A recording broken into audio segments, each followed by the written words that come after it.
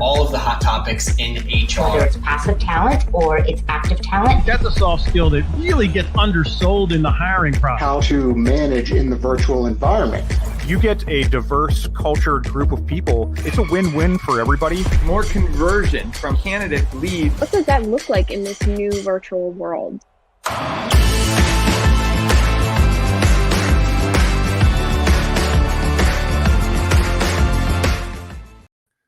Welcome, everyone. It is Thursday, noon Eastern time, my favorite day and time of the week. And you know what that means. It is time for Talent Experience Live. I am your host, Devin Foster, and this is your weekly look into the hot topics in HR, interviews with leaders in the industry, as well as hot new HR tech. I've been hearing from people that this is one of the top 2 HR live streams out on the market right now. And to that, I responded, it is not number 2. So thank you all for joining. I see some people already hopping in the comment section. Let us know where you're tuning in from. That's the beauty of doing these things live and broadcasting out all over the places. We can interact with the audience. So don't be afraid to share this out to your network. Sharing is always caring.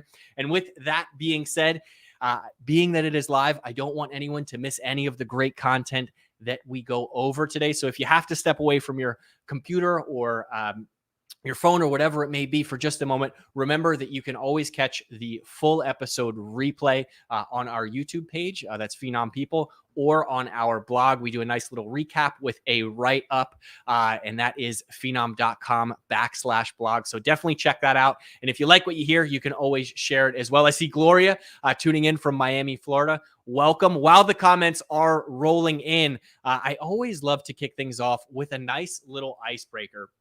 And as I watched the intro and we went through the stages of not only my hair, but the show as we've grown, and it reminded me of all of the things that I've binge watched over the past 18 months. So I would love to hear from the audience. Are there any shows that you binge watched that you would recommend to anyone? Maybe a hidden gem that you found over the course of time.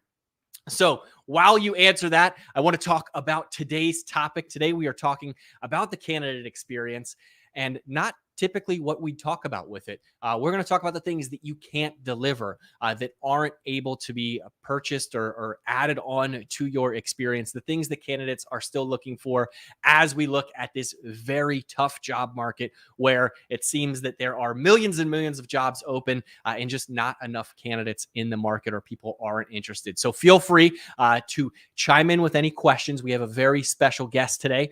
We are going to be joined by Kevin Grossman, president of the Talent Board. And I mentioned that we are talking about candidate experience. Remember, if you can't catch any of the episode or you miss a bit here or there, you can always check it on our YouTube page. I see Jen hopped in the comment section with the blog as well. It is phenom.com/blog. But that is enough rambling on from me.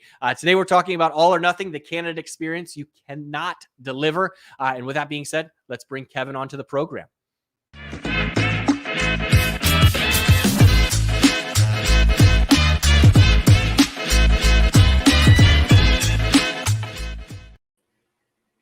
Kevin, how are you? Oh, Devin, thanks for having me. That's great.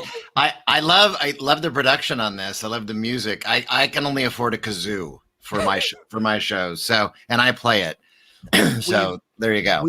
We've kicked around the idea of a musical guest on the program, Kevin. So if you're up for it, I'd love to have you on and test out those kazoo skills. Well, not just the kazoo, but one of the things during the pandemic that I've always wanted to do, that I do pretty regularly, practice every day, is playing the drums. I have an electronic drum kit that I now play and have been playing pretty regularly every day.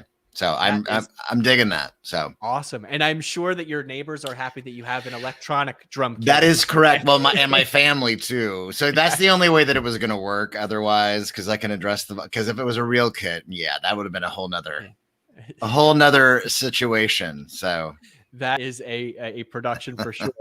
In the pandemic, no one gets on the program and escapes the icebreaker question. So, Kevin, I have to ask you, is there anything that you binge watched over the last 18 months that you wanted to share out to our audience? One of the most disturbing shows that I've ever hated and loved at the same time and my wife got me into was The Handmaid's Tale. So it's been on, I know, for a few years now, but she started watching it and she kept urging me to kind of join her. And it's a horrific show, but I cannot stop watching it though at the same time.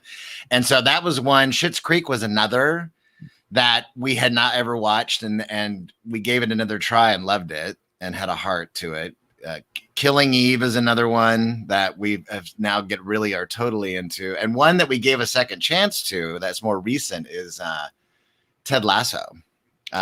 Which is it's really it's a really heartwarming show actually. So yeah, and then one more quick one, more recently too, Hacks. If you've ever, which is about an older female comedian, Jean Smart is the actress, really sharp and funny. So all right, I love Ted Lasso. So if anyone speaks highly of that, any other recommendations, I always definitely check out. Sure. Check out Hacks. Yeah. I do want to call out. I see JD hopped in the comment section, friend of the show. He said, "Great seeing you on the show. Bring the drums next time." So I will. Sure. We have a request. Yeah. Kevin, I also love to ask anyone who joins the program really how they got their footholds into HR. Anytime I talk to somebody, very rarely do they say, when I grow up, I wanted to be involved in talent acquisition. I wanted to look at the candidate experience. So I have to ask you, was that your dream growing up? And how, if not, how did you end up in the space? No, it wasn't. And I'll give you the quick rundown. So I wanted, a long time ago, I wanted to be an architect. That didn't work out. Then I thought I was going to be a psychologist, and then I went a little crazy. That didn't work out. But then after college, I was working for a high-tech marketing communications firm in Silicon Valley, and we did a lot of products and services launches for HP and Silicon Graphics, and this is like the .com heyday, late 90s. Mm-hmm. And then there was a startup where I live now in Santa Cruz, California, called TapestryNet. And they were really an early talent community platform that had its own matching algorithm to match candidates with jobs. And again, remember, this is .com, lots of tech jobs going on. People with heartbeats were getting jobs. I mean, it was just a nutty time, kind of like where we're in now, too, in a different way. And so I jumped to that because I was done with the commuting, was kind of a drag. Yep. And just fell in love with recruiting. In fact, never in a million years thought I would be in the space. And so not only I did a lot of things at the organization and also ran product marketing, but I did a little ad hoc recruiting. I kind of did some sourcing for some of our clients and customers, in addition to the software that we delivered to them, and just loved recruiting and hiring. And the broader space too. Over the years, I've really enjoyed HR and talent management, but recruiting and hiring and retention, I think it falls into that. All kind of go hand in hand. That's what got me in, and I just have never looked back. It's been mostly on the technology side in my 22 plus years that I've been in the space, but it is the past 6 years have been running the Candies, the talent board too. But that's how I got in. Well, yeah, I mean, you have to be a people person in order to be in the HR space, and you certainly are a people person. I've enjoyed chatting with you before the show, and hopefully soon thereafter. But you mentioned the Candies there. I see it on the shirt, so I have to ask you, how did the Candies get started, and how did they grow to where they are today? So there are three what I would call recruiting luminaries in our space that are still chugging along, doing some pretty cool things. So Elaine Orler, who now works for CLO and used to run talent function, Jerry Crispin, who a lot of you also should know as well, and who runs Career Crossroads, and then Ed Newman, who you all know at Phenom very, very, very well, obviously. And so there were some other people in the space that were saying, like, listen, what are we going to do about fixing candidate experience? And now this is back again, 2009, 2010. And before I was engaged in it too. And then they said, well, listen, why don't we always talk about what's wrong with candidate experience, always talking about what's wrong. Why don't we try to shine a light on what is right and what is working and what companies are doing to drive a positive experience and a fair experience. Again, the perceived fairness of candidates, which we can talk more about too, which is what we do measure every year. So they started doing this little bit of survey research, and then they would give awards away to companies who had the highest ratings. So it was never a judge process. I think for people who may or may not remember, way back then, there was confusion for a while, but it was never judged. It was always solely based on stack ranking ratings that the companies themselves got in the research, because otherwise it's anonymous, confidential for companies. We only shout from the rooftops if you win the award. So that's how it all started. With it early on, it was very volunteer driven too. So I was one of the early volunteers and started getting involved. And then it was just a few years later that Elaine and Jerry and Ed said, hey, this thing has something. Do you want to help us continue to grow it and to help run it? And that's how that all began. Okay. All right. No, it's funny you mentioned Ed. It reminds me of one of my favorite Phenom videos that I've ever seen, where it's similar to the Dos Equis commercials, and he's the most interesting man in HR, and he's doing Tai Chi and all of these sorts of things. And I think taking that approach of really not volunteering the information, but shouting from the rooftops if people are doing well is a great way to look at it, right? It's not, hey, let's pound our chest and show how good we're doing. It's let the people evaluate and see how we actually stack up. So that brings me to my next question, Kevin, which is year after year. You mentioned you've been doing this for 6 years. What are some of the core differentiators that candidates want year after year after year? This is an interesting question, because I think one of the things that what I've learned over the years since I've been involved early on and now running it and just working with the organizations and the sponsors. Phenom has been one of our amazing sponsors for a long, long time.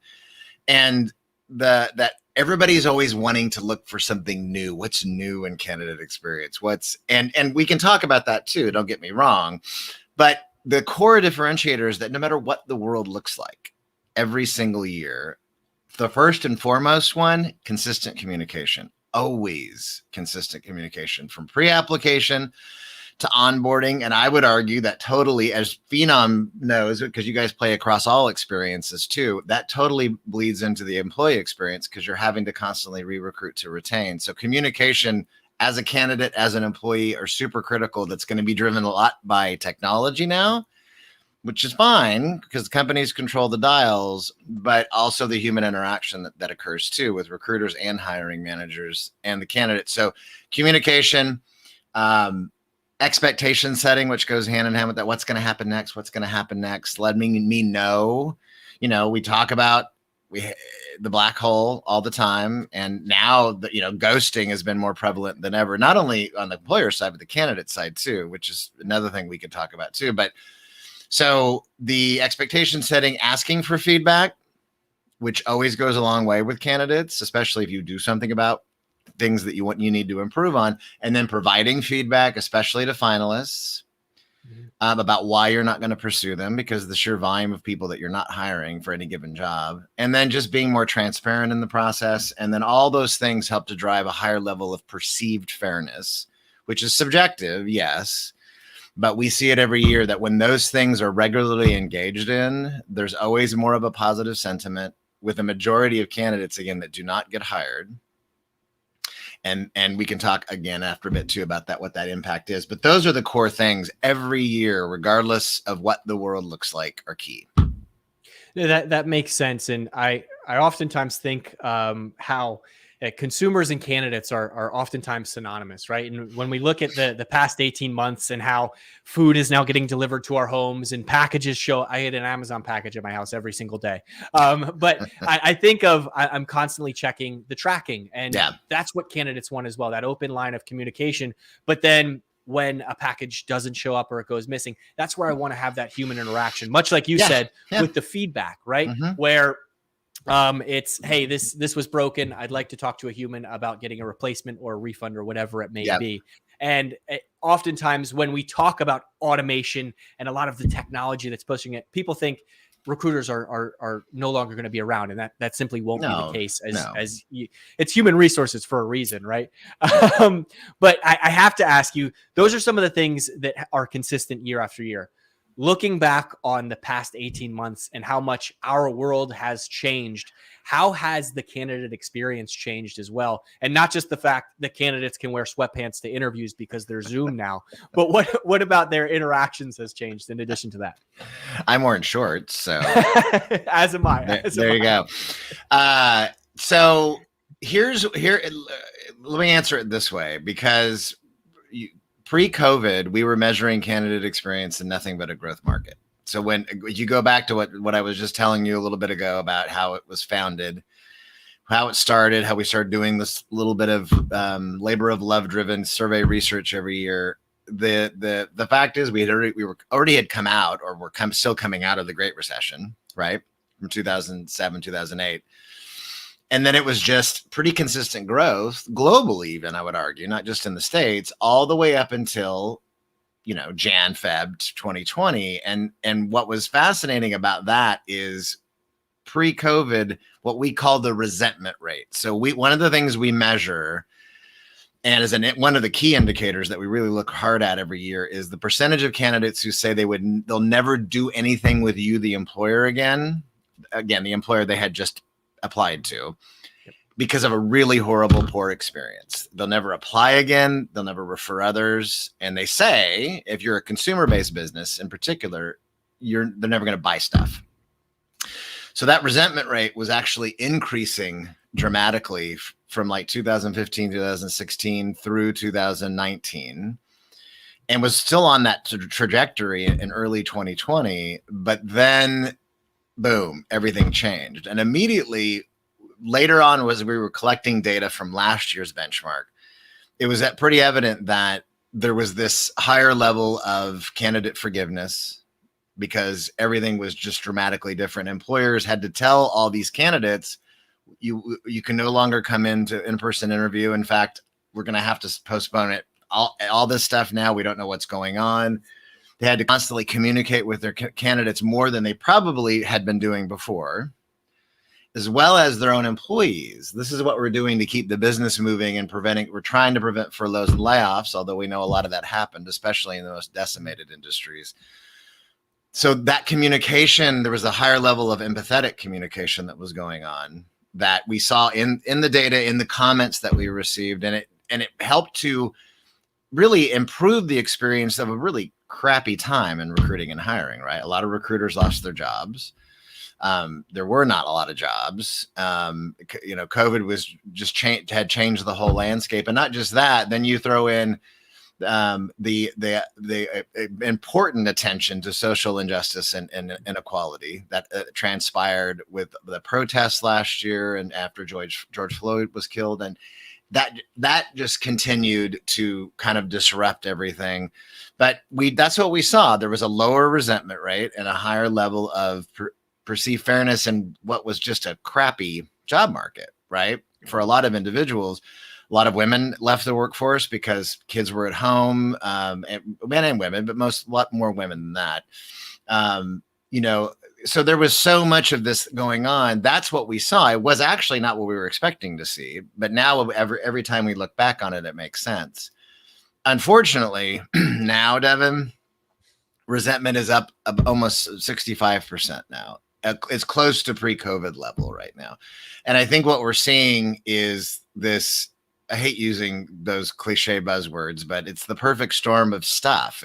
COVID's not done. We're not out of the woods. Hiring has ramped frenetically. Companies are they've hired back a lot of recruiters. They've got these huge job milestones between now and the end of the year. Industries have come back that were decimated. Vaccine mandates, employees that are quitting because they want more flexibility and they don't want to go back to the office. And I mean, the list goes on and on. So I think that there's this backslide to the way that we used to do business. And it's too bad, because I don't think it has to be that way. I mean, some of the negative sentiment, by the way, is this is an uphill battle for organizations, right? You work with some pretty amazing customers and very large, complex organizations. It is an uphill battle because of the sheer volume of people that are never going to get hired, that have applied for jobs. Even if applications are down, which they are for a lot of companies, that's a lot of people whose interaction is solely on the front end of to the application process, and never anything beyond that. And that's their interaction. That's that automated messaging. But we control the dials still as the employers, right? We control the phenom dials. You work with your customers to help them better and like whatever the technology is.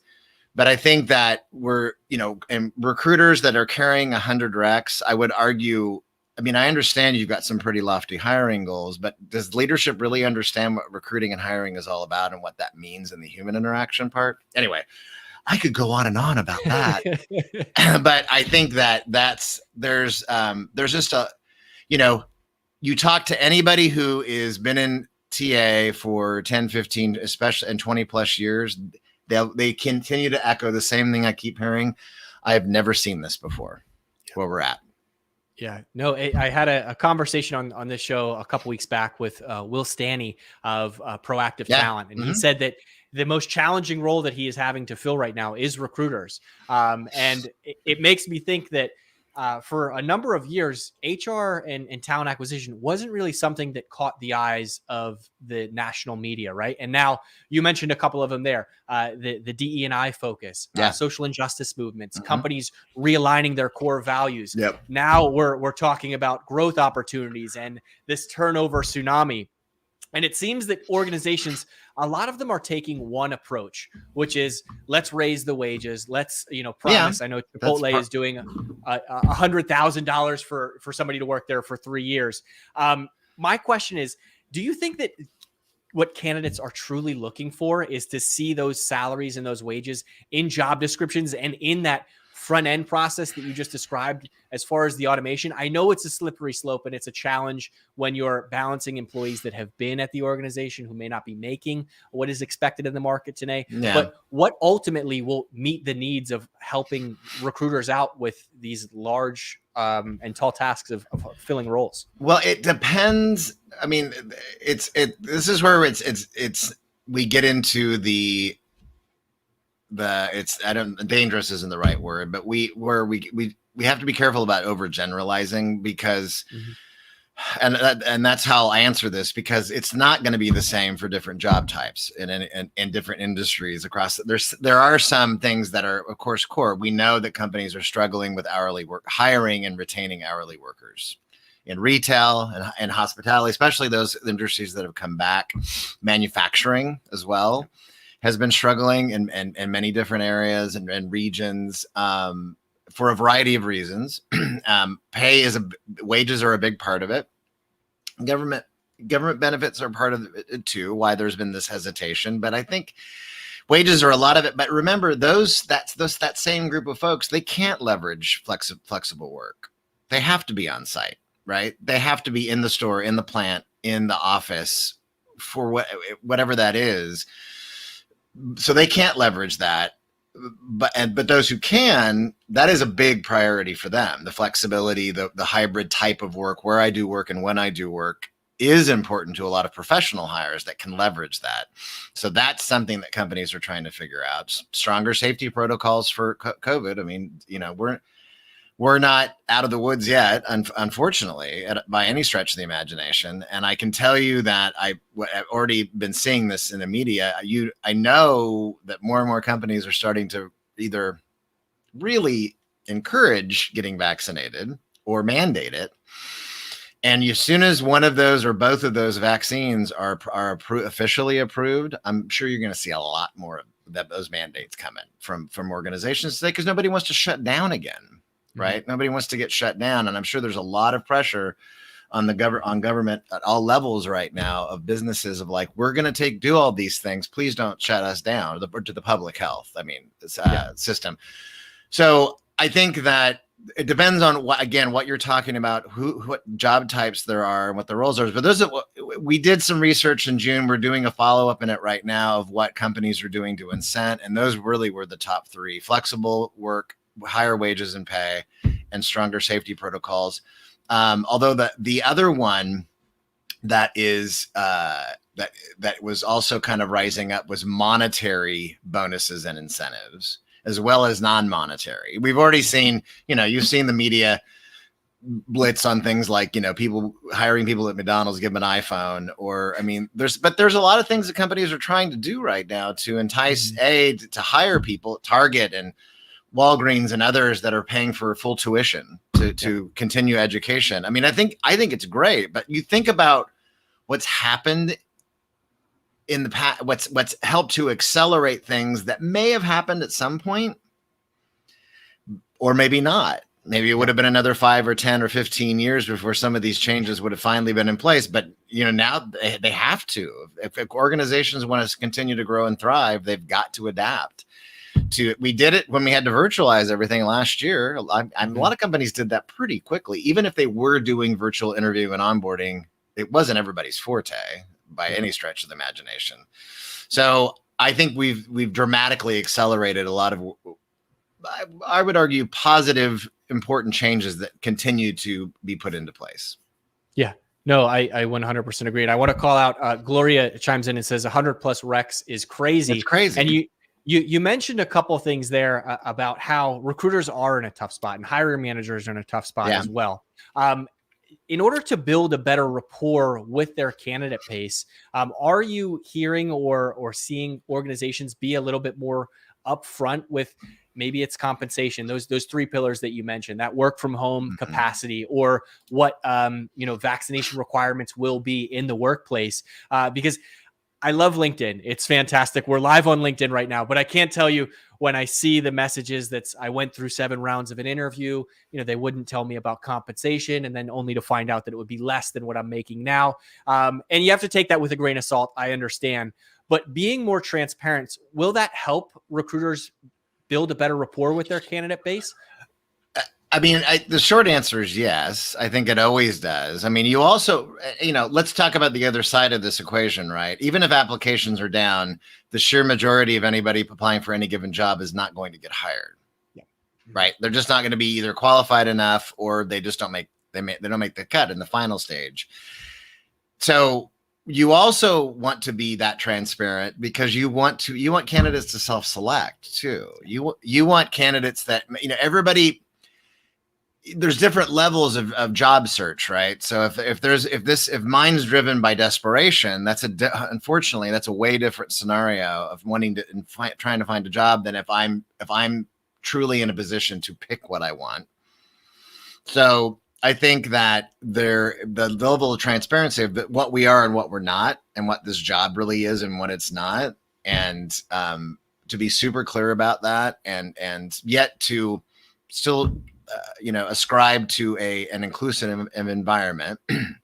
I think the days, I would hope, this doesn't mean companies can't do it, but I would hope that the days of culture fit are going away, because I would argue that, you want what are people going to add to the organization and add to the company, and at the end of the day, and help us grow and sustain. So I think those are definitely things that I would encourage. But I think the level of transparency not only helps to better target, it helps to have candidates select out.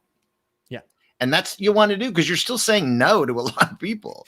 You're saying, you always will be. So why not help them make a better decision of, you know what, I actually probably wouldn't be a fit for this job. I'm going to go over here. That's going to be helpful to you. Even if applications are down, some of these companies with any hiring volume or scale are still getting inordinate amount of applications that are mostly going to be automated, at least automated and screened for larger companies and more complex companies. And I think the transparency goes both ways, but it's super important. So yeah, and I'm in the camp of share what the salary is, what the range is.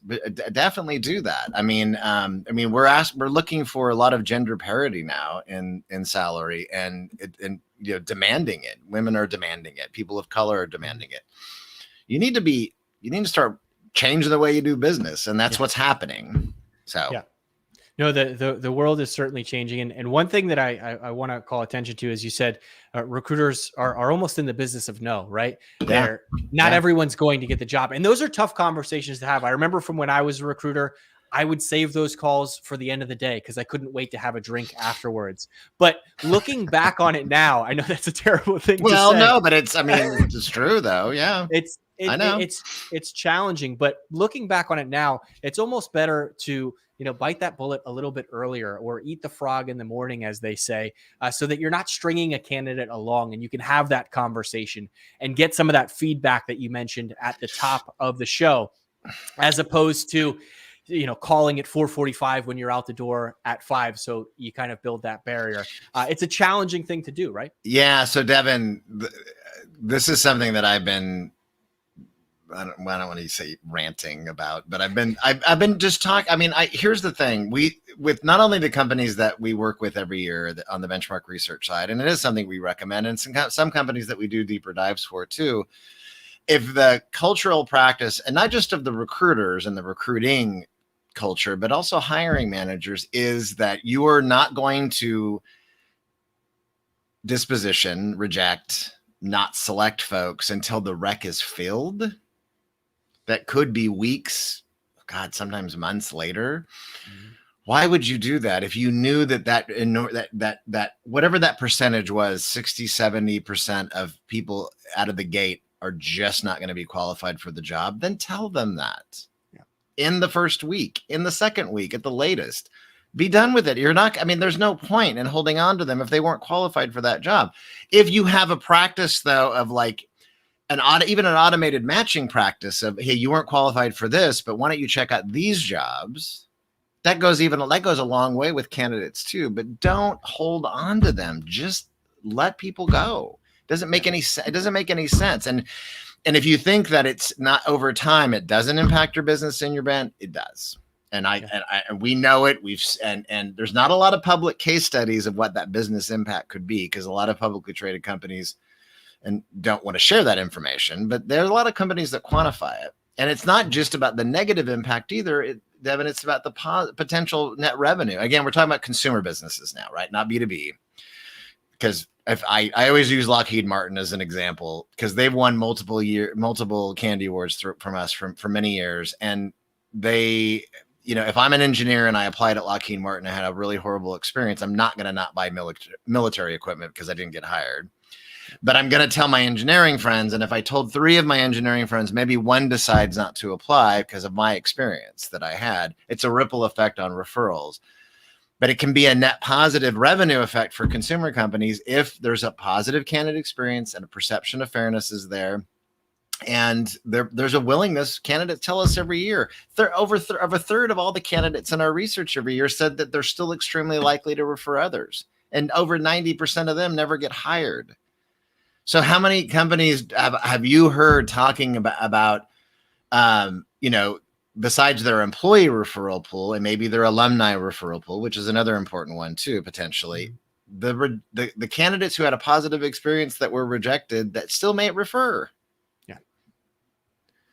So you're absolutely right. And there's so many networks out there, right? And I'm not talking about, the social networks like Facebook or whatever it may be, but it could be marketers, of, SaaS, whatever it may be. And they talk without, right, or within. And recruiters do the same thing when they're, looking on job boards for candidates. They see what jobs are open, and having some of those human conversations with a candidate who may not be qualified for the position that you're hiring for, and saying, hey, we're not hiring for this position right now, but I know XYZ company is. Yeah. Why don't you check them out? Yeah. You're going to build that rapport. Yep. And if a job opens up down the line, you have a good relationship with them and they're just a phone call away. And that's a human aspect of that. But yes, I know recruiters don't always have the time, right? We talk about there are 100 recs.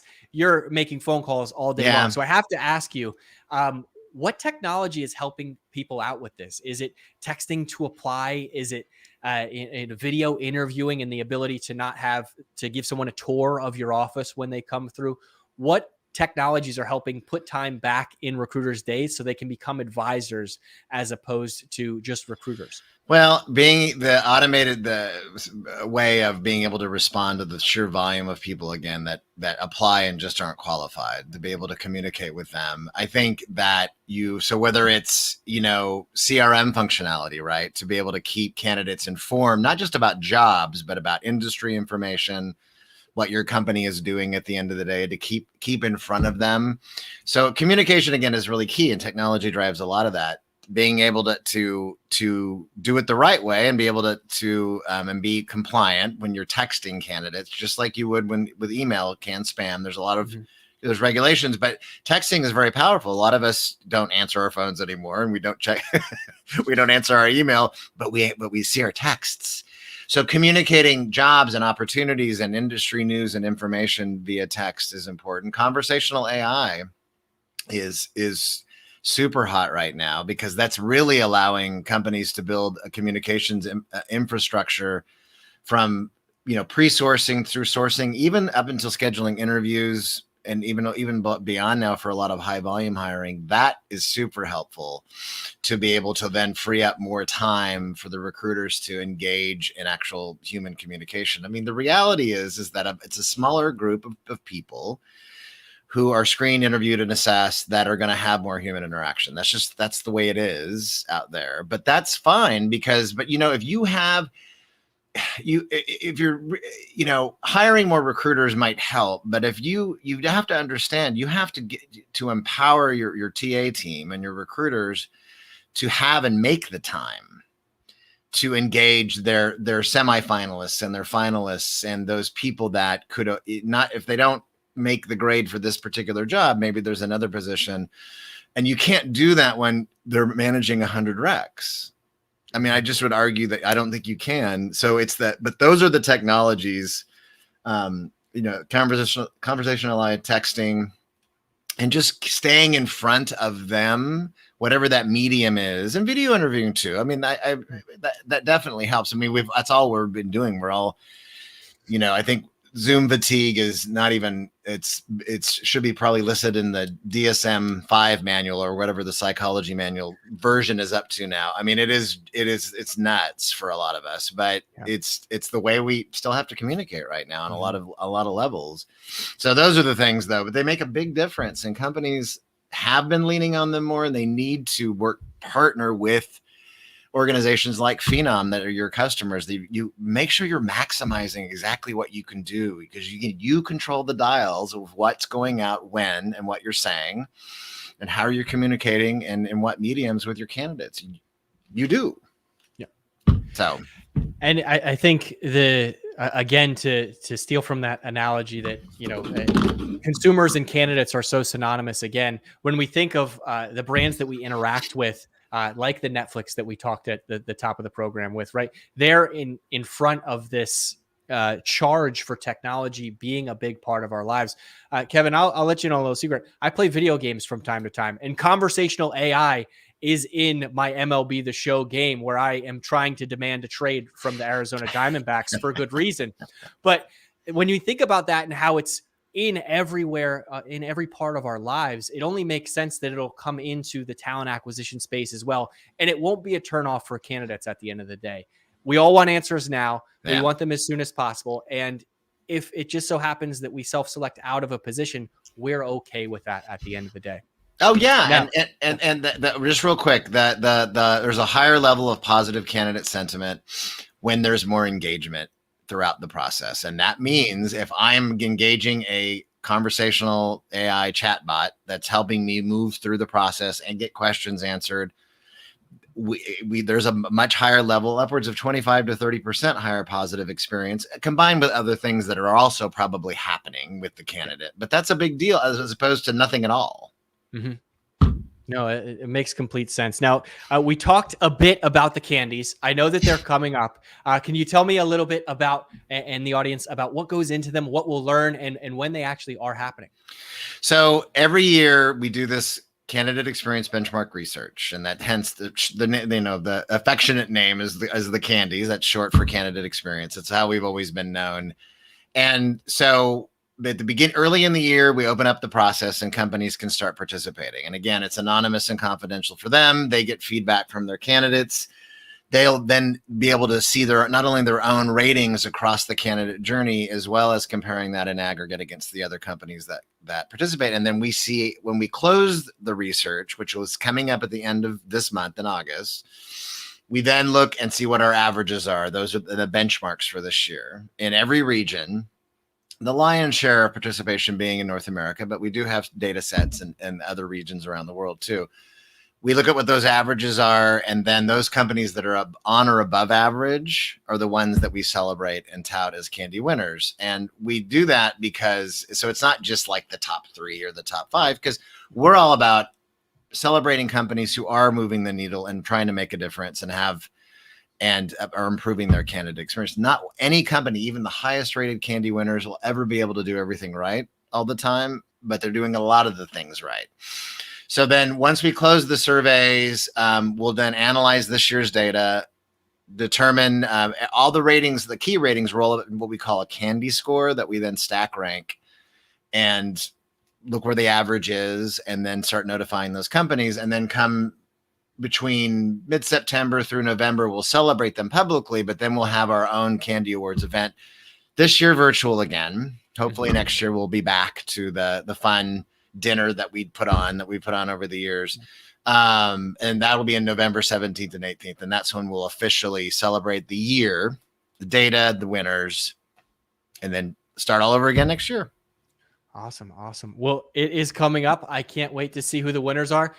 It sounds like Lockheed Martin may have a strong chance of winning based on what you said before. But I can't wait to see the others and who is really performing well, even if not any company can do it all correctly all the time. Yeah. Kevin, thank you so much for the time. I do expect an invitation to next year's Candy in person. Oh, sure. Absolutely. We can talk about that offline. I'm only kidding. We're definitely, that is definitely in the plans for next year. Okay. So awesome. Yeah. Well, fingers crossed. I wish you the best, and I can't wait to talk to you maybe post November to highlight some of these organizations. Thanks, Devin. Appreciate it. Awesome. Thank you. Okay. That was Kevin Grossman, president of the Talent Board. We talked everything candidate experience there, what you can expect, what perhaps is failing, how COVID has impacted the candidate experience, how automation can assist in ways that are either fruitful for your recruiters or perhaps not, and where to really pick up the phone and talk to your candidates. So definitely check out the Candies and everything else Talent Board related. I know Kevin is on LinkedIn, so if you have any questions that you didn't get a chance to ask during the show, I'm sure he would be okay if you reached out there. But with that being said, I did want to highlight last week's episode before we hop off. We did have a candid conversation with Ben Eubanks, who is Principal Analyst and Chief Research Officer at Lighthouse Research and Advisory. We talked all things HR. It was a very candid conversation, hence the title. But we talked a bit about the Great Resignation, the turnover tsunami, and everything in between. And in this particular clip that we're about to air right now, we talk specifically about data and how maybe men lie, women lie, but numbers don't at the end of the day. So with that being said, let's run the clip. Data from I4CP says that when you have managers that kind of cling to their talent and they don't want them to move on and find other roles, they call them talent hoarders. And if organizations have a high concentration of talent hoarders, they perform worst in terms of customer acquisition, revenue, and profitability. The other data, Wharton School of Business says that, that's actually like in your neck of the woods, I think, Devin. Yeah. Wharton School says that when you hire someone from outside the business, it costs you more, up to 20%, and they perform worse on average for the first 2 years they're on the job. So you're paying more for lower performance when you're hiring outside on average.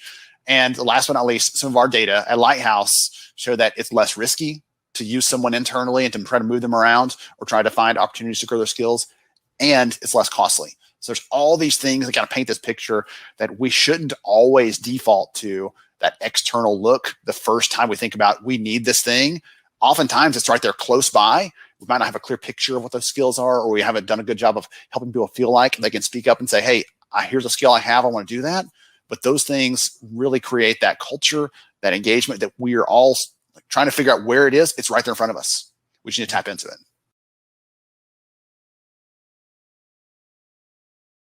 That was Ben Eubanks last week, talking a bit about the impact that data can have on your organization and where to really highlight employees who are looking for that next opportunity. Before we go, don't forget to like and subscribe to All Things Phenom. We do this show every single Thursday at noon Eastern time. So definitely tune in, set calendar reminders. If you can't make it because somebody double booked you, You can always watch the replay on youtube.com or catch the blog recap that we put out every single week as well. Be sure to tune in next week for another exciting episode. And special shout out to everyone chiming in the comment section. I see Jin, I see Gloria, Jen, JD, Shri, Gloria. Thank you all so much. Tom, Christina, it has been a pleasure. I hope everyone enjoys the rest of your weekend. Don't forget to binge watch some of the shows that Kevin had mentioned at the top of the program. And we'll see you next week. Thanks so much.